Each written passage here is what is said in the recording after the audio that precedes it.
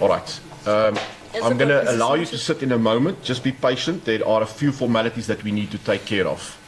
Ms. Masedi, I see that we've attended to accuse 1, 2, 3, 4 is a corporate entity, 5, 6 again is a corporate entity, but then I see there's accused 7 and 8 mentioned here. Yes. On the J15, Your Worship, 7 and 8 are not mentioned, but this was the charge sheet that I prepared before they were joined. 7 and 8 will be appearing in the next few days. So today we are sitting with Makenete Lerato Teresa, number 1, Madubani Hawkins, accused number 2, Ramoyadi Jacob Malusi, accused number 3, Ramoyadi Air Conditioning and Electrical, accused number 4, is represented by accused number 3, Rekhoto Kenneth, accused number 5, Nzalo and Trading, open bracket, PTY, close bracket, LTD, accused number 6, is represented by accused number 5. Yes. All right. Thank you.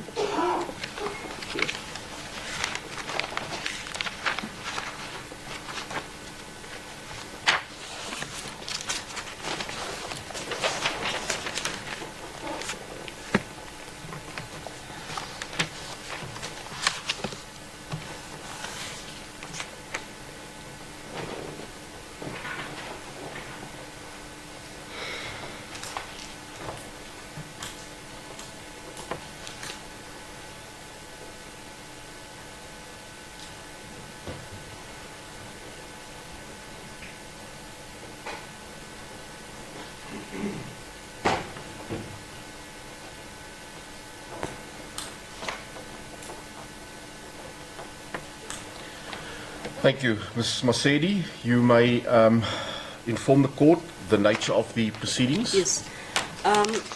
Your Worship, as I have indicated that this is the accused's first appearance before the court and they have been represented, this matter is now a bail application which will proceed in terms of Schedule 5 based on the furtherance of a common purpose, and the amount involved is in excess of 33 million.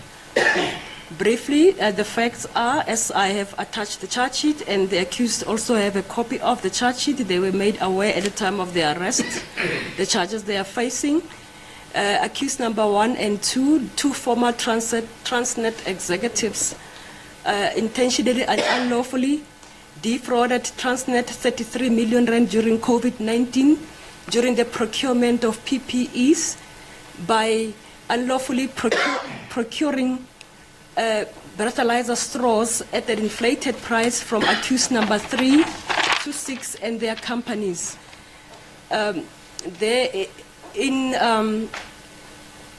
In violation or in contrary to the instruction of National Treasury as to how the companies should proceed to procure PPEs during COVID-19.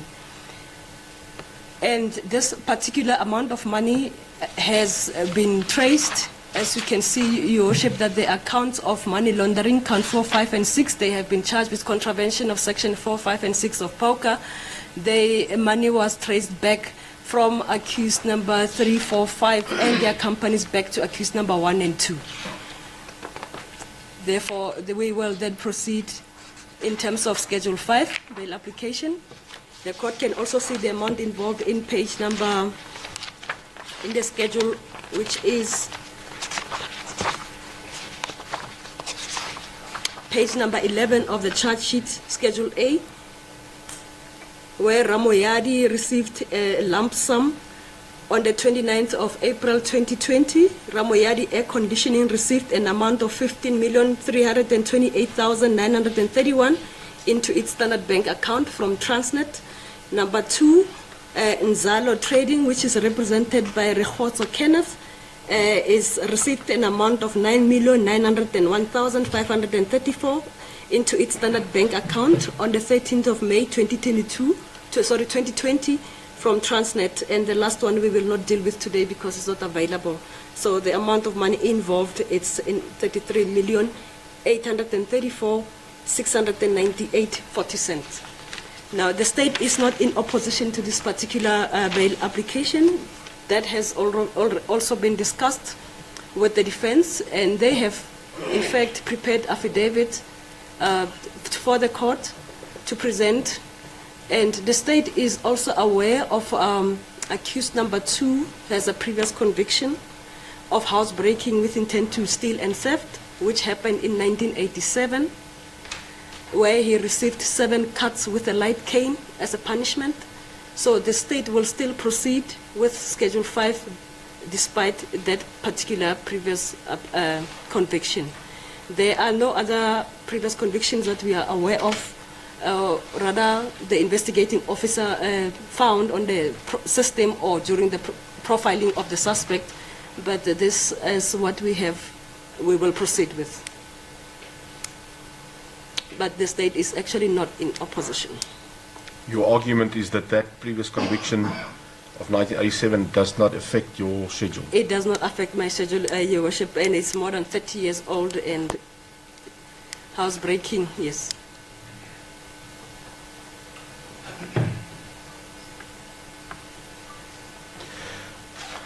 All right, thank you. Thank you, Your Worship.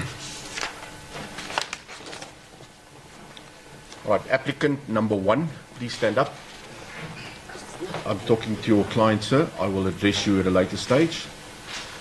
Ma'am, please move closer to that microphone and then enter your full name and surname into the microphone.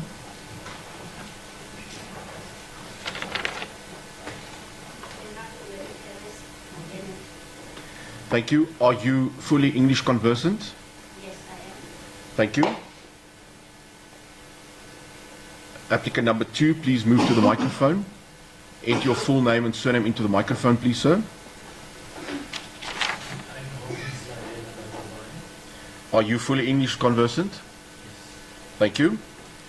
Applicant number 3, please move to the microphone. Your full name and surname, please, sir. Are you also English conversant? Yes. Thank you. You understand that you are also cited as the representative of accused number 4, Ramu Khadi Air Conditioning and Electrical. You confirm that? All right, thank you. Applicant number 5, your full name and surname into the microphone, please, sir. Records being your surname. Thank you. And you understand that the entity cited as accused number 6, Nzalu 2 Trading Pty Limited, that you are also standing in a representative capacity of this entity. Are you also confirming that you are fully English conversant? Thank you. All right, I want all of you to stand up. The court is going to address certain issues. It's of high importance. I urge you to listen carefully. I will then, in turn, address each of you on those issues.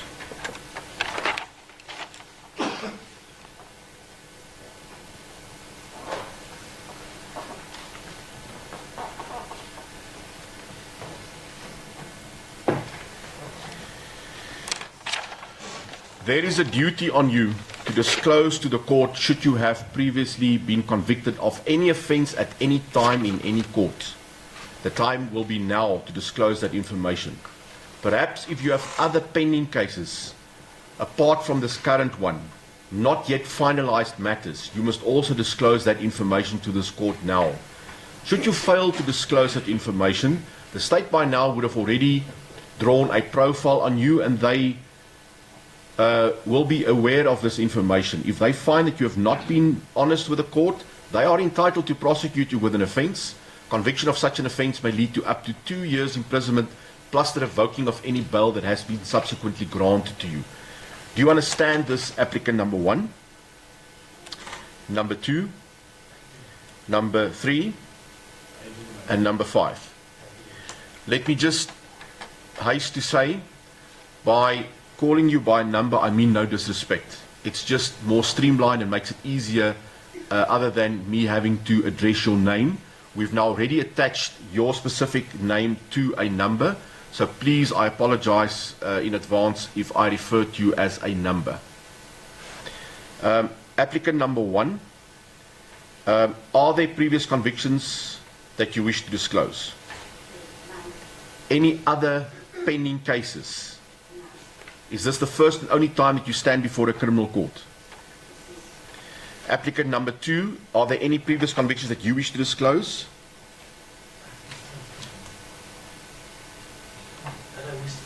Yes.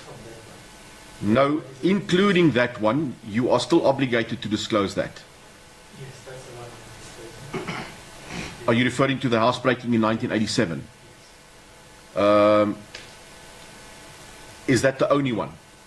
There is another one that had to do with, it was a fraud. Somebody used my check to purchase fuel in some... Were you charged and convicted, sir? No. So it appears you were the complainant in the matter. No, the owner of the fuel station was the complainant. However, the matter was resolved, but I was not charged. You were not charged, you were not convicted. I was not charged. And that case is not pending, it's been finalized. Exactly. Is that what you're saying? Yeah, All right. So it's only the housebreaking in 1987 that you disclose. that's correct. Is there any other pending case, not yet finalized matter against you? Not that I'm aware of. All right. Applicant number 3, Mr. Malusi. Any previous convictions that you wish to disclose? No, sir. Any other pending cases? As far as I'm aware, I don't think it's been none of Is this your first and only time that you stand before a criminal court? it. Yes, it's the first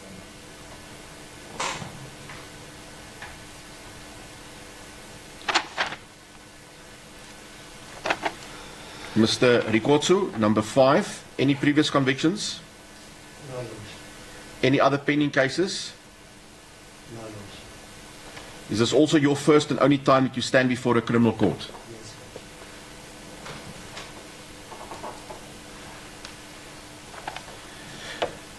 Lord. All right. I'm going to address you on another issue shortly. I will first attend to your legal representative, and then I'm going to ask you to stand up again. For the timing, you may be seated. All right.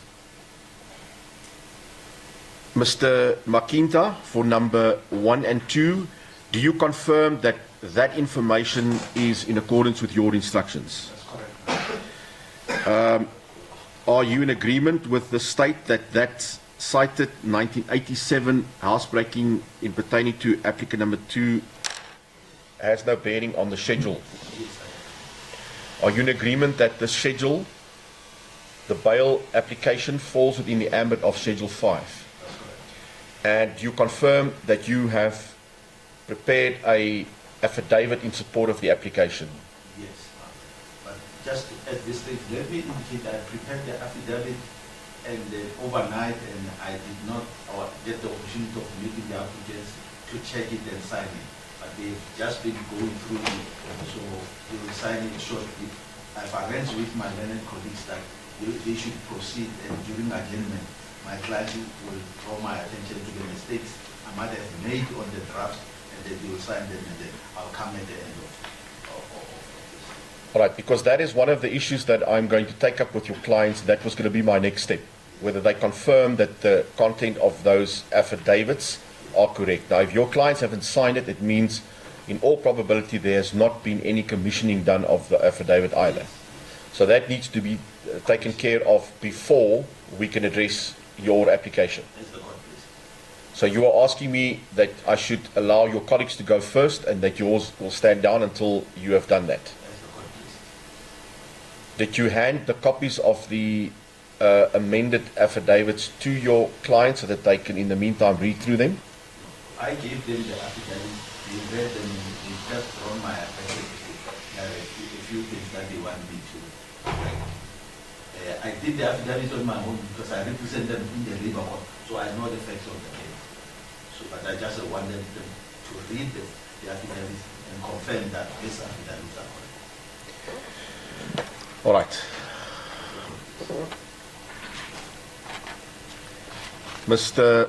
Moloto, for number 3 and 4, Are you do you confirm that this information given to the court by applicant number 3 is in accordance with your instructions pertaining to no previous convictions or pending cases? I do confirm, Your Worship. Are you in agreement that the application for your client also results in Schedule 5?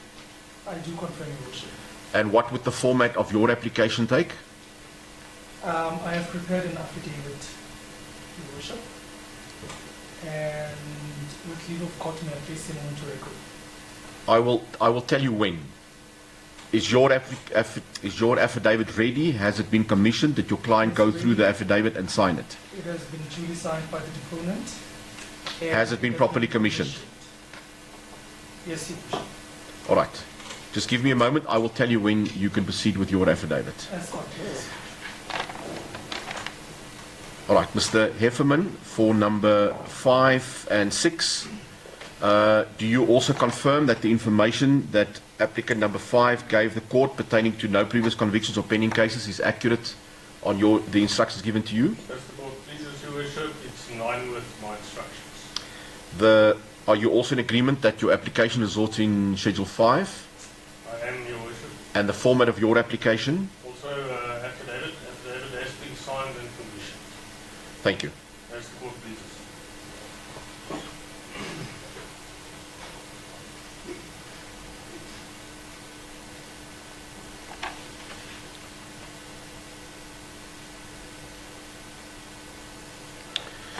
All right, Ms. Masedi, I can either continue now with number 3 and 5 and come back to number 1 and 2, or perhaps so that we don't upset the sequence of the receiving of the documents, the affidavits, to give Mr. Makinta just a couple of minutes to attend to the formalities, and that he can have the affidavits of his clients properly commissioned. And he says there was something pointed out to him, he may just have to effect an amendment. So let's give him just a few minutes to do that, and then we can get started as soon as possible thereafter. Absolutely. The state has no objections to that, Your Worship, that we adjourn for a few minutes for Mr. Makinta to All right. consult and hand Okay, over thank you. the affidavits in sequence. Mr. Makinta, time is of the essence, so please attend to this urgently. We'll take a few minutes. Thank you. All right.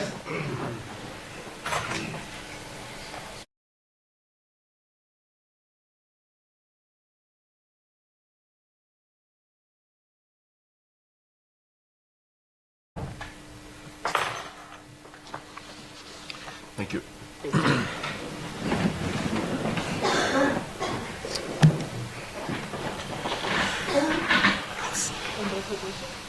Thank you. We resume. Okay. All right, Mr. Makinta, are you now ready? I'm ready, ma'am. All right. Just give me a brief moment. I will tell you when you can present your affidavits. Can I have the applicants please rise again?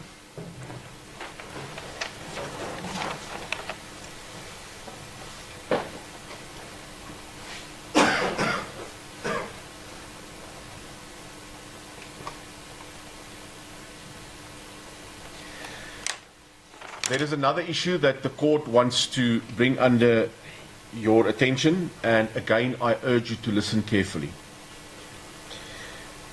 You need to understand that there is no obligation whatsoever to disclose any facts, either through an affidavit or through giving evidence from the witness stand under oath, which may possibly incriminate you of the commission of any offence. If you, however, volunteer such information, it is being recorded as we speak, and it may be used against you in any subsequent trial that may follow these proceedings. Do you understand this, applicant number 1, number 2, number 3, and number 5? Now, I've been informed by your respective legal representatives that they have prepared an affidavit in support of your applications. Have they gone through the affidavit with you, and are you now aware of the content of the affidavit? Applicant number 1, number 2, number 3, and number 5. Now, I'm going to allow them in turn to present your respective affidavit. I urge you to please listen carefully when they read it out aloud. At the conclusion of the reading, the court will confirm that the content is accurate as well as true. Do you confirm this, applicant number 1? That you understand? Number 2, do you understand? Number 3, do you understand? And number 5, you understand? All right. Are you satisfied that your representative may present the affidavit in its current form? Applicant number 1? Number 2? Number 3? And number 5? Thank you. You may be seated. Please listen to the reading of your affidavit. All right. Thank you, Mr. Makinta. Let's start with the first applicant's affidavit. Can I have the original so I can follow, please?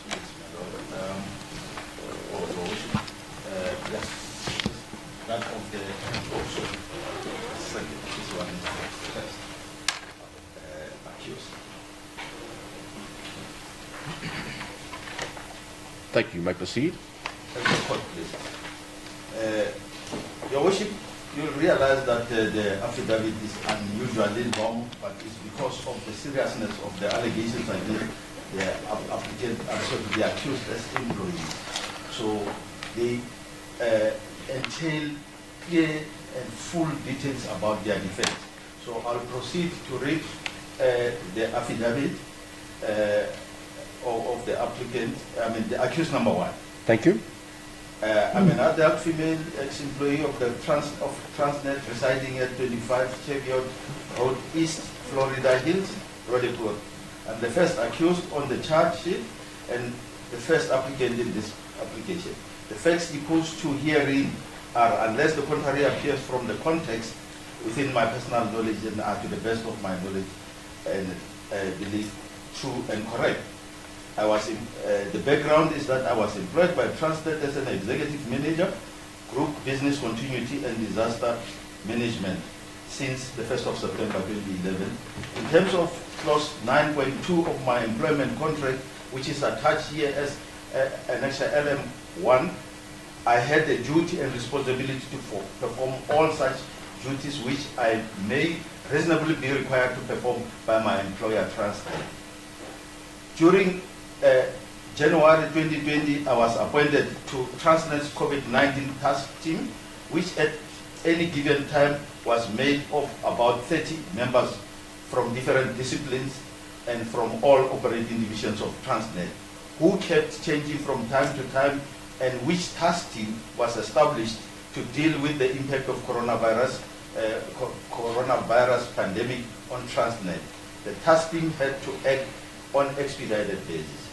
On the 11th of March 2020, Marion Borchers, the General Manager, Wellness and Occupation Health and Safety Officer, sent an update on COVID-19, which she encouraged management to share with staff members.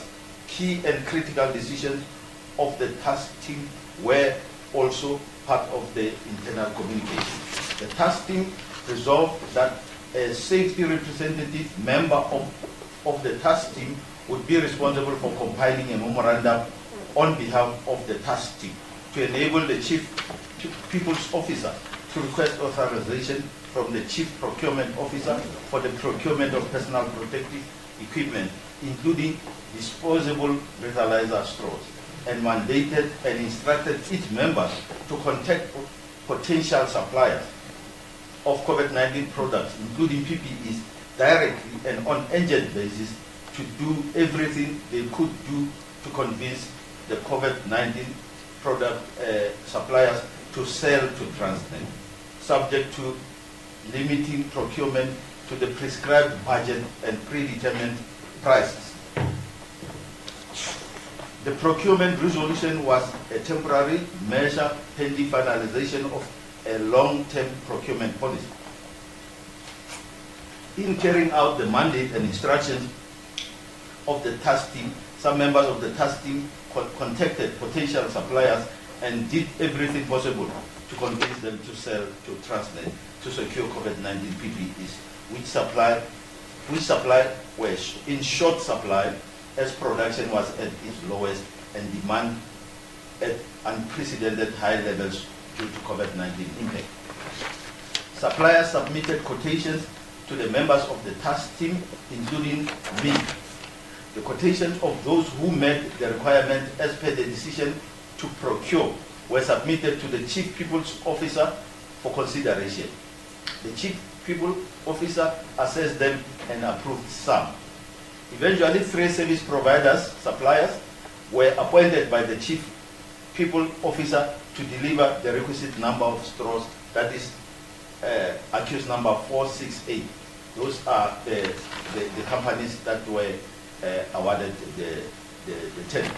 According to my understanding of the papers, at the special tribunal case number GP15/2023, accused 468 supplied a total number of 1,053,204 packets of 100 straws each, and Transnet received and paid for them at about 29 cents per straw. The appointment of accused 4, 6, and 8 was preceded by 2 decisions within Transnet. The first was a decision to approve 1 million packets of 100 disposable breathalyzer straws, each at, of disposable breathalyzer test straws at about 31 million, taken on the 20th of March 2020, that is the date of the decision, by the procurement officer, Corley Nancy van Rensburg. The second decision was to approve the quotations from the suppliers and was taken on or around the 23rd of March 2020 by the Group Executive Strategy convener, Kaya Ngema, together with Okhotle Satek. I submit that I was not involved in the decisions to procure the straws and to approve quotations from the suppliers. However, I received quotations from the supplier as it was my responsibility to, and escalated them over to those who had the powers to approve. The task team executed its duties fully in compliance with the policies applicable to it at the time, and duly participated in the process of convincing potential suppliers of PPEs to sell their products to Transnet within the prescribed rules and policies, including the prescribed budget. Now the accused number 1 is responding to the charges. At the time I acted as a chairperson of the task team. Even after that, I was part of the task team which had the responsibility to do everything, including procurement. From time to time, the members of the task team were allocated different responsibilities and were not confined to any string or discipline. I never played any material role in the decision of the chief procurement officer to procure the stores. I was more involved with procurement after the decision. Some of the suppliers communicated with me as it was my responsibility to engage with them. None of the suppliers on the Transnet database submitted a quotation that fell within the prescribed price of 29.99 cents per straw. Some did not send quotations to supply straws, and others supplied quotations at prices that were above the prescribed price of 29.99 cents per straw. Hence, the chief procurement officer rejected their quotations because they were excessive.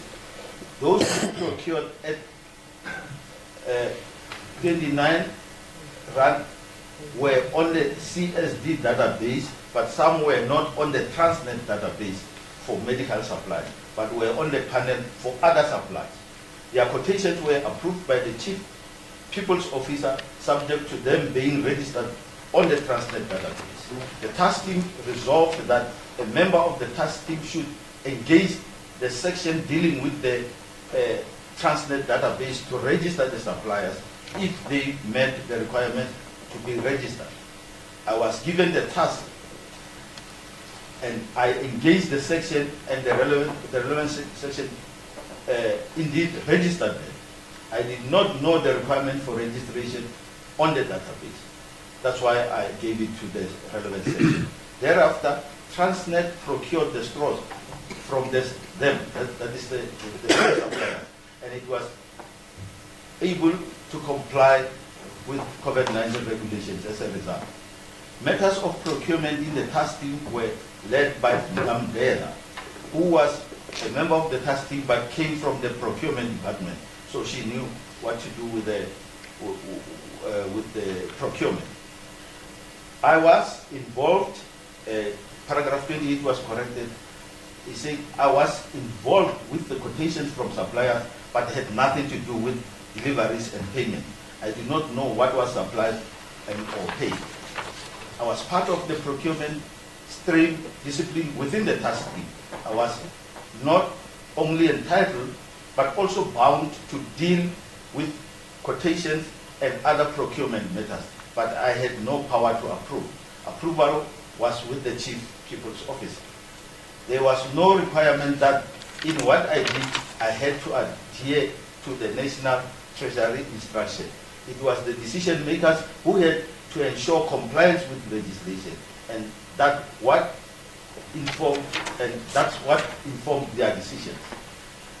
It is the first time I hear that Patlani is a sole director of Pathways, and Patlani is not a cousin of my husband. She's responding to the allegation in the charge. All payments made were due to me. All payments were due to me. The payers did not reveal the sources of the funds to me. As a payee, I did not know and could not have known where the payers had obtained the funds from. No supplier paid me. That is the three suppliers. None of them paid accused number one.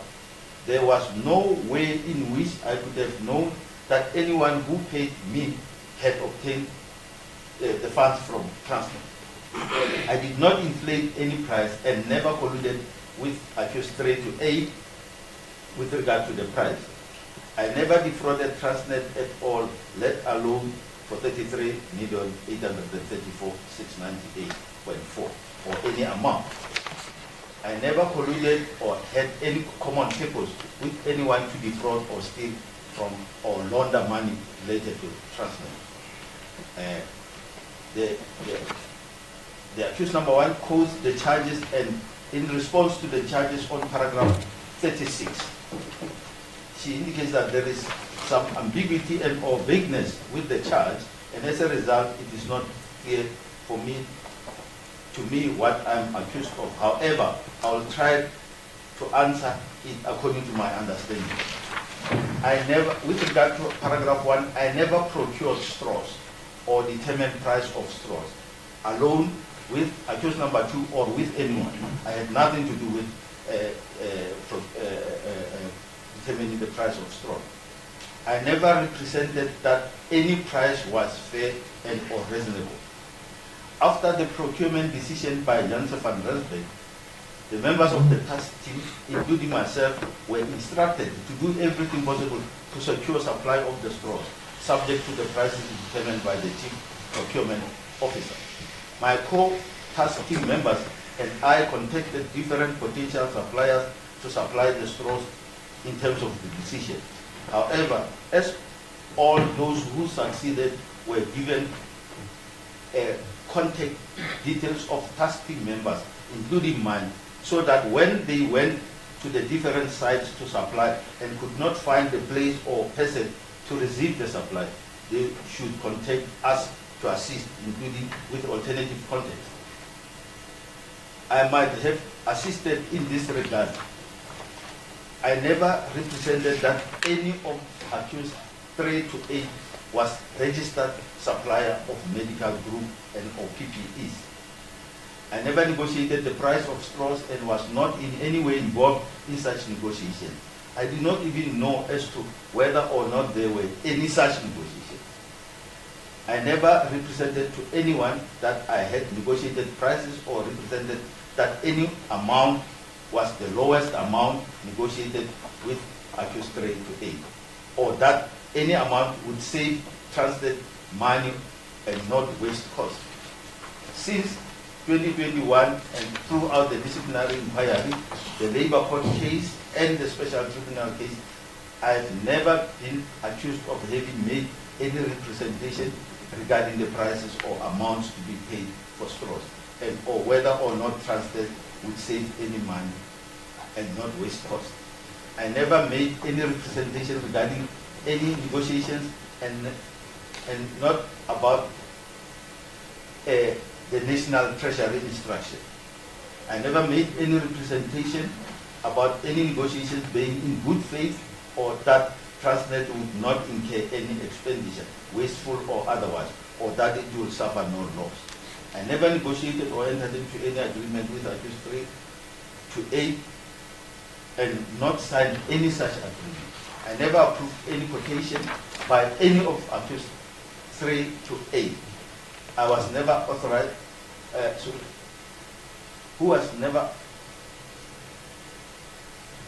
I never authorized supply by any of them, never received any supply from them, and never paid any of them. It was the Chief People's Officer who approved the quotations according to my understanding. I understand that suppliers were delivered to different Transnet sites in South Africa, but I've never been present at any site during delivery. I do not know how many straws were received and who authorized payment after receipt of the supply. I know that the Chief Procurement Officer decided on procurement at 29.99 cents per straw. What the state, the SIU and Transnet are silent about, which is crucial, is the identity of the persons who approved procurement at 29.99 cents and how many straws were actually supplied. Who authorized payment at such a high amount of 29 rand per straw, which is about 100 times more than the predetermined price, and why? Transnet and the SIU have not taken any steps against such people, disciplinary, civil or criminal, or any step against such people who appear to have caused Transnet a huge loss, according to its allegations. The only people against whom steps are taken is accused 2 and I. At the special tribunal case, it is common cause between the applicants in that case, that is SIU and Transnet, and accused number 2 and I, that 29 cents per straw, 29.99 cents per straw is the procurement price decided upon, let me correct this, my lord, is per packet. Your worship will realize that there is an error. If one looks at the argument throughout, it is 29.99 cents per straw is the procurement price decided upon by Transnet, represented by Chief Procurement Office, and that it is fair. Yeah, the price is 29 cents, not rand. So the paragraph 56 is correct. I missed that part. Paragraph 57, I never stole any money alone or with someone or some people. As stated in the background, according to the information from the suppliers as pleaded, the suppliers supplied 105,320,000 plus straws at a total cost of 33,834,698.4 cents, which come to about 31 cents per straw. And the SIU and Transnet submitted that 31 cents plus per straw is a reasonable price. What they do not accept is the price of 29.99 cents per straw. And I submit that if they paid this amount, it would not only have been ridiculously high and excessive, but also excessively higher than the predetermined price of 29 cents. And anyone responsible for that has to be to account, and it is not me. According to the SIU and Transnet's papers at the special tribunal, the money was not stolen but was paid by Transnet after receiving the straws. and that it used the straws to the full. The only material dispute in that case is the quantity of the straws. Transnet, of the straws Transnet received. With the SIU saying they were 1 million plus straws, Transnet being silent on the actual quantity it received, and the supplier saying they supplied 1,053,200 packet of 100 straws. It is Transnet that should bring the court into its confidence and disclose exactly how many straws it received, and if it paid more than the 29.9 cents predetermined by the chief procurement officer, why it did that contrary to the decision. On the other hand, in the special tribunal case, the SIU and Transnet are saying that Transnet lost 31,580,738.4. But in this court, the state says the loss is 33,834,698.4. Moving to count number 4, I quote the charge was quoted, and then the applicant responds from page 63. So the accused responds from page 63. No one informed me. I did not know and could not have known that 33 million plus or any amount was proceeds of unlawful activity. All I understood was that Transnet had paid about 29.99 cents per straw, which is the price it had determined as fair and reasonable, and had actually received straws valued at that price. I never entered into any activity with anyone regarding the property, knowing it to be the process of unlawful activity.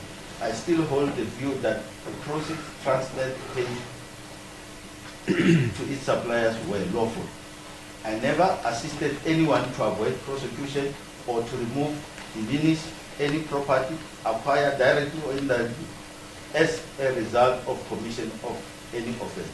In the special tribunal case, the SIU and Transnet considered that Transnet never suffered any loss regarding the straws for which it paid 29 cents each. And this is consistent with the view that Transnet suffered no loss. Regarding count number 5, which is quoted here, the accused number 1 responds on paragraph 67. I never entered into any agreement or arrangement to facilitate retention or control of the property. Moving to count number 6, which is also quoted, the accused number 1 responds on paragraph 68. I never acquired, possessed, or used the 33.834 million or part thereof, knowing or reasonably expected to have known that it was or formed part of unlawful activity. The accused number 1 is making the following submission and is indicating the brief personal circumstances on paragraph 69. I'm an adult female of 59 years of age, married with 2 children. I'm unemployed and am looking for employment. With regard to the interest of justice, I submit in the light of the above that I've established that it is in the interest of justice that I be released on bail. In other words, the interest of justice permit release on bail. I will not endanger the lives of anyone and will not commit any offense if released on bail.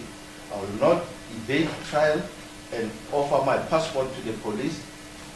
I was informed already in 2021 that at some stage that these criminal proceedings will be instituted, and indeed they were so instituted in June 2023. But I never did anything to evade the trial. My understanding is that the main witnesses are employees of SIU, and in the special tribunal case, only SIU investigators are witnesses.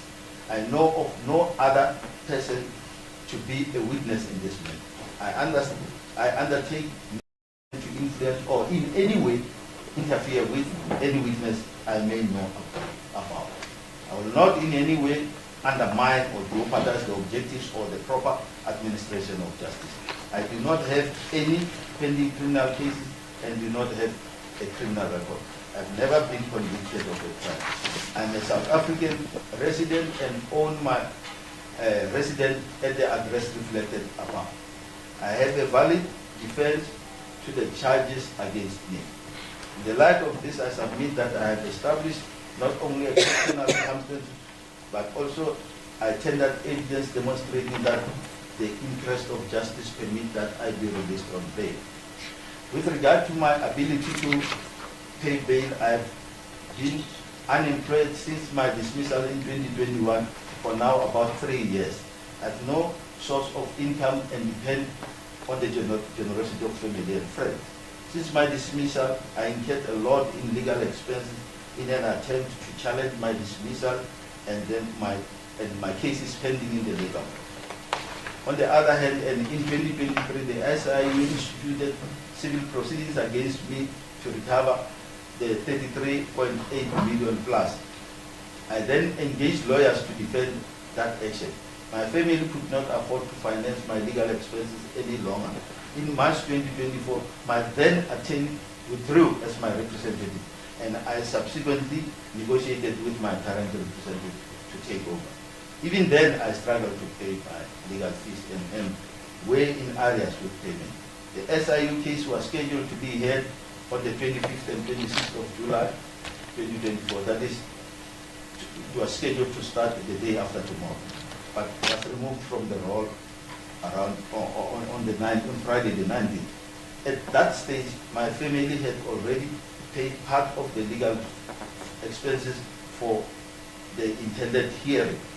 Around the end of last week, I was informed about this case, and I had to resort to family again to assist with legal expenses. As a result of this, I have no money of my own to pay bail. I again depend on family to pay bail for me.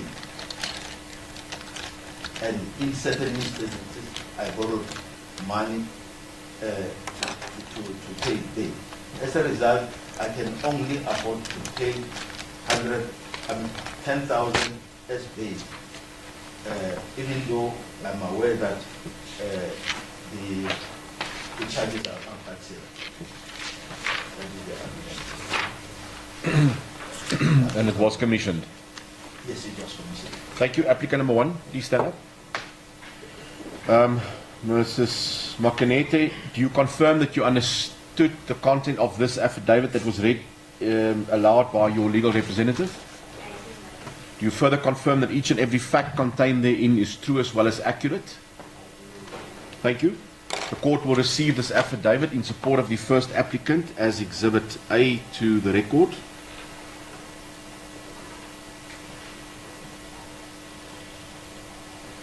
Is that the first applicant's application? Yes, ma'am. Thank you. You may turn to the second affidavit for the applicant number 2 then, if I can have the original.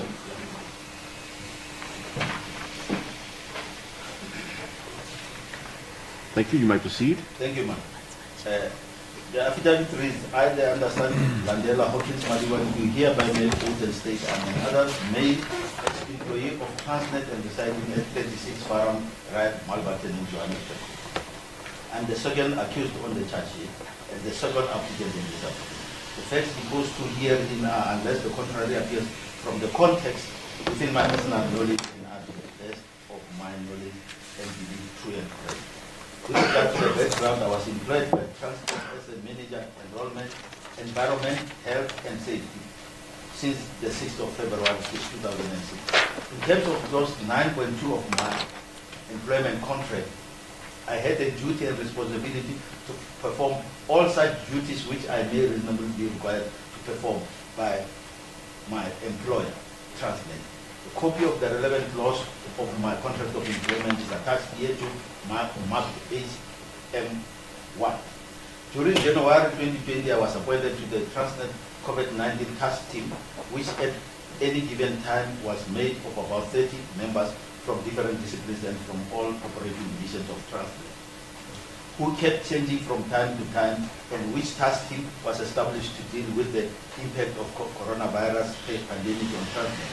The task team had to act on an expedited basis.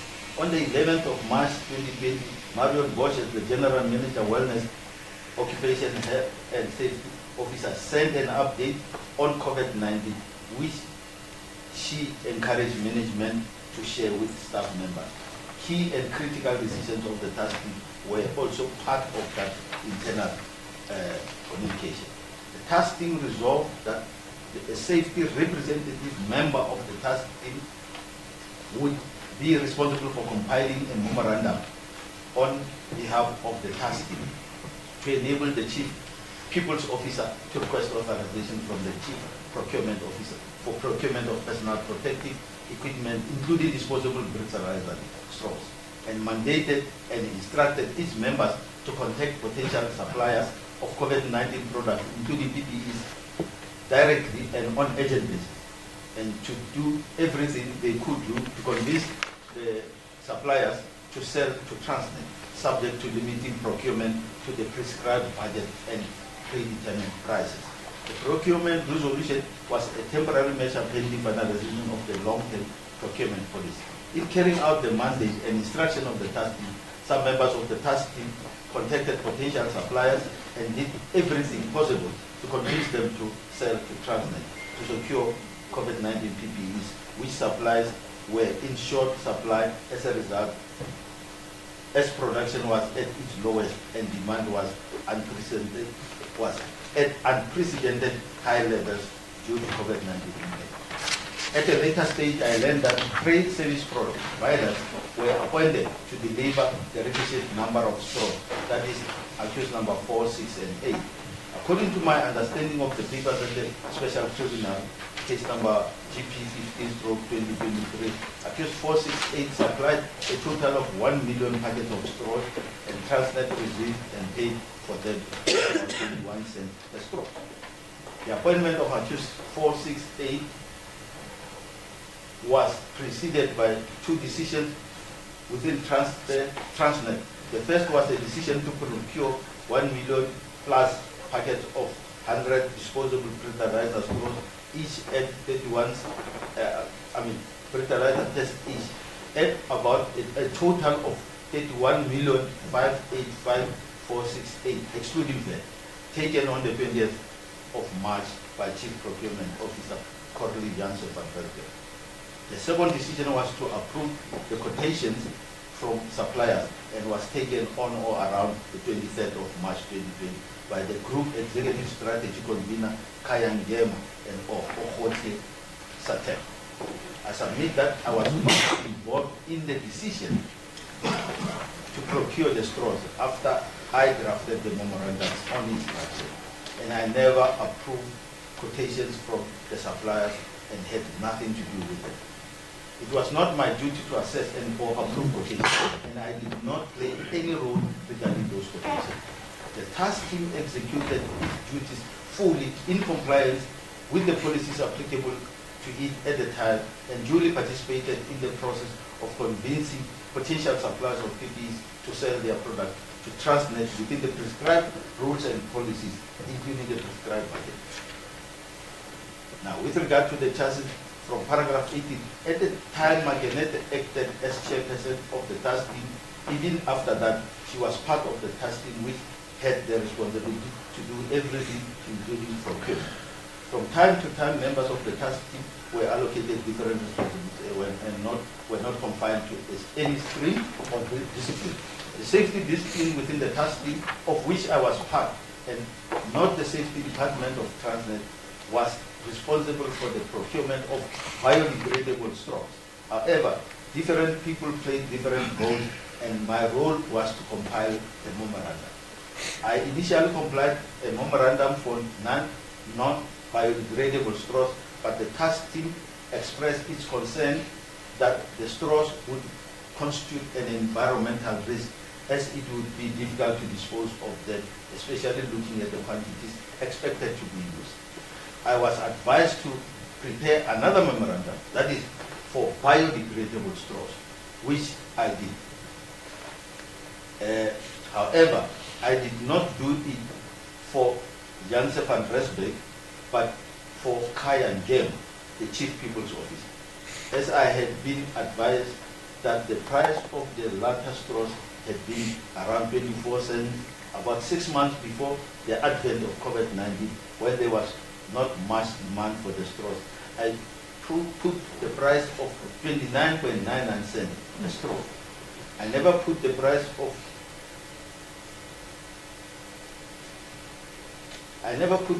1 million straws, but 1 million packet of 100 straws per packet at about 8 million. The suppliers never communicated with me, and I do not know of any process they initiated for them to be put on the CSD or Transnet database. I was not involved in the issue of the database. My memorandum that is relevant in this case is self-explanatory and is attached here to map HM2. My calculation in the initial memorandum for 489,400 packets of 100 straws is at 7 rand for each packet.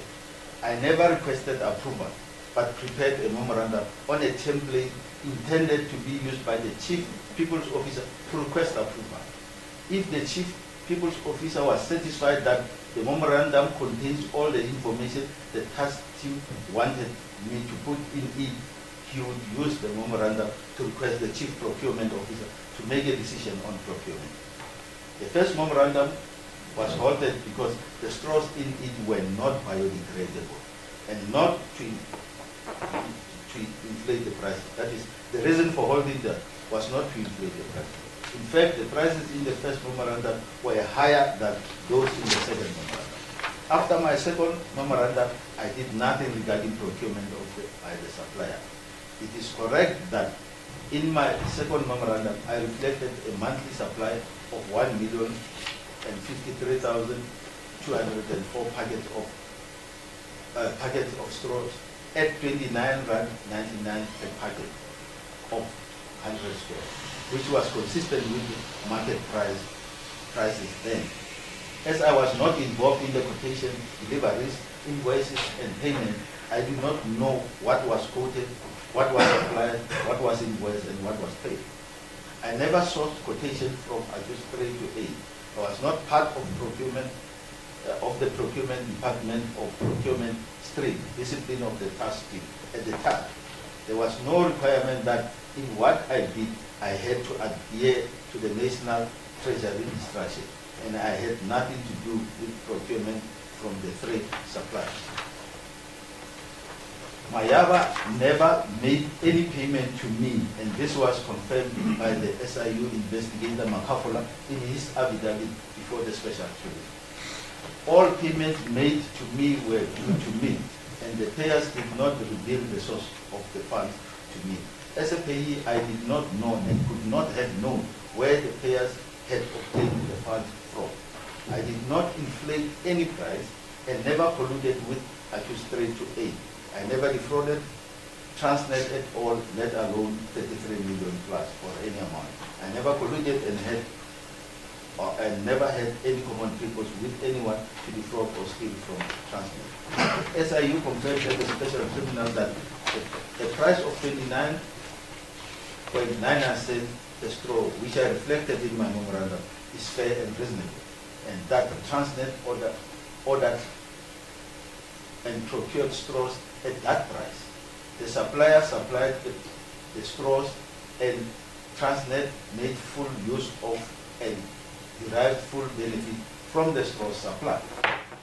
What the SIU and Transnet did not do and does not do in this case is to disclose the quantities of straws Transnet received and why Transnet paid over 33 million for the straws if the price was not the 29.99 cents approved by Transnet for the acquisition of the straws. Coming to the charges are quoted in paragraph 42. The second accused respondents for there is some ambiguity and or vagueness with the charge, and as a result, it is not clear to me what I'm accused of. However, I'll try to answer it according to my understanding. I never procured straws or price of straws alone with accused number 1 or with anyone. I've never been involved in the supply of straws by accused number 3 to 8. I never represented that any price was fair and or reasonable. I represented in my memorandum that 29.99 cents was the market price, and before the special tribunal, Transnet and the SIU confirmed that this price of 29 cents is a fair and reasonable one. As stated in the background above, I was instructed to use the prescribed template to put market information, including the then prevailing market prices of biodegradable straws on the template, which I did as part of my duties as a member of the COVID-19 task force. I sent the template on the 16th of March 2020 to the Chief People Officer, as I was required to. Thereafter, the Chief People Officer made a request to the Chief Procurement Officer regarding acquisition of biodegradable straws. Eventually, the Chief Procurement Officer decided that Transnet should procure the straws at 29.99 rand per packet of 100 straws. That is 29.99 cents per straw. After the decision, the members of the task team were instructed to do everything possible to secure the supply of the straws subject to the prices determined by the Chief Procurement Officer. My core task team members and I contacted different potential suppliers to supply items other than the straws.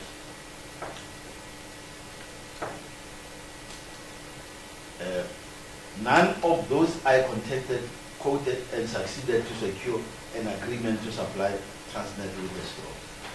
Besides compiling the memorandum and contacting some potential suppliers who ended up not securing content to supply, I was never involved in the procurement anything.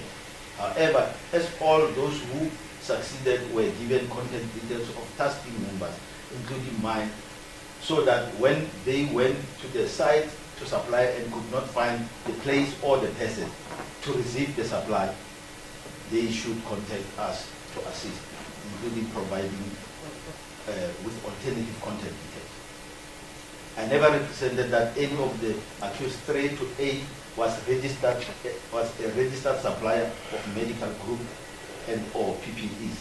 And since 2021, when I was confronted with allegations regarding the straws, until I received these charges, no one ever accused me of having done anything specific which constituted a representation regarding registration of items 3 to 8. I did not know what they were registered for, and I had nothing to do with their quotation.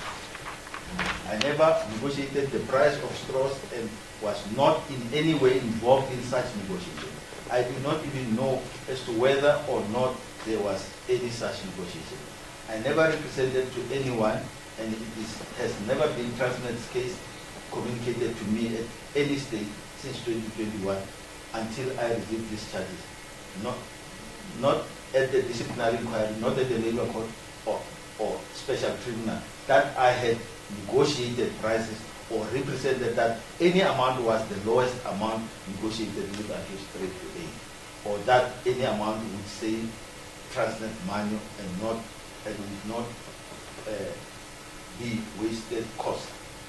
Since 2021 and throughout the disciplinary inquiry, the labor court case and the special tribunal case, I have never been accused of having made any representation regarding the prices or amount to be paid for straws, and or whether or not Transnet would save any money and not waste costs. Throughout, it has always been Transnet's case that I compiled the memorandum, which I admit and still admit. I admitted and still admit. Although the memorandum was altered by hand after I had submitted it to the Chief People's Office, and it is not in dispute that I'm not responsible for the alteration. The memorandum, Your Worship, is attached as an annexure to this affidavit, so it speaks for itself. I never made any representation regarding any negotiations or the National Treasury instruction. I never made any representation about any negotiation being in good faith or that Transnet would not incur any expense, wasteful or otherwise, or that it would suffer no loss. I never negotiated or entered into any agreement with accused 3 to 8 and never signed any such agreement. I never approved any quotation by any of the accused 3 to 8, never authorized supply by them of the straws, never received any supply from them, and never paid any of them. It was the chief people officer who approved quotation according to my understanding. I understand that supplies were delivered to different Transnet sites in South Africa, but I have never been present at any site during the day. I do not know how many straws were received and who authorized payment after receipt of the supply. I know that the chief procurement officer decided on procurement at 29.99 cents per straw.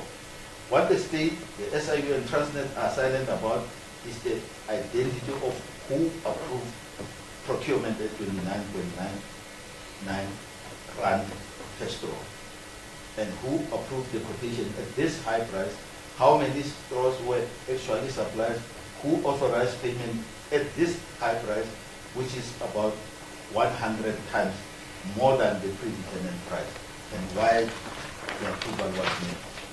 Transnet and SIU have not taken any steps against such people, disciplinary, civil, criminal, or any steps against any such person who appear to have caused Transnet a huge loss according to its allegation.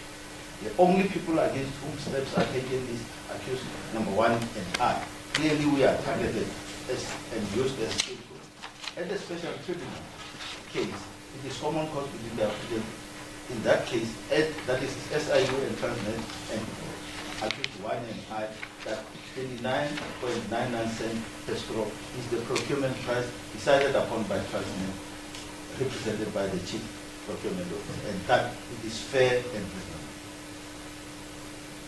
That the further charges, the applicant responds in paragraph 71, I never stole any money alone or with someone or some people. As stated in the background, according to the information from the suppliers as pleaded in the special tribunal case, the supplier supplied 105,320,000 packets of 100 straws each at the cost of 33.834698.4, which comes to about 31 cents per straw. And the SIU and Transnet submitted that this price, 31 cents, is fair and reasonable. What they do not accept is the price of 29.99 rand per straw. And I also submit that if they pay that price, 29 rand per straw, it would not only have been ridiculously high and excessive, but also excessively high, higher than the predetermined price of 29 cents per straw. And anyone responsible for that has to account, and it is not me.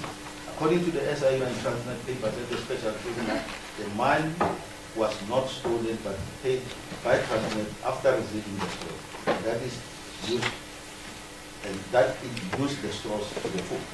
The only material dispute in that case is the quantity of straws Transnet received, with the SIU saying that they were only 1,053,200.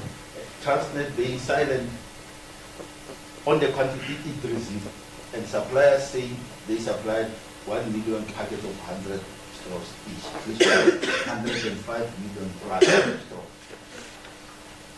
It is Transnet that should bring the court into its confidence and disclose exactly how many straws it received. And if it paid more than 29.9 cents predetermined by the chief procurement, why it paid that price contrary to the decision. On the other hand, in the special tribunal case, the SIU and Transnet are saying Transnet lost 31,738.40 cents. But in this court, the state says the loss is 33,834,698. I move to charge number 4, which is quoted in the accused number 2 is saying, no one informed me and I did not know and could not have known that the 33 million plus or any amount was proceeds of any unlawful activity. All I understood was that Transnet had paid about 29 cents peso, which is the price it had determined as fair and reasonable. And I had actually received value straws for that day. I never entered into any activity with anyone regarding the property, knowing it to be a proceeds of unlawful activity. I still hold the view that the proceeds Transnet paid to the suppliers were lawful. I never knowingly assisted anyone to avoid prosecution or to remove, diminish any property acquired directly or indirectly as a result of commission of any offense.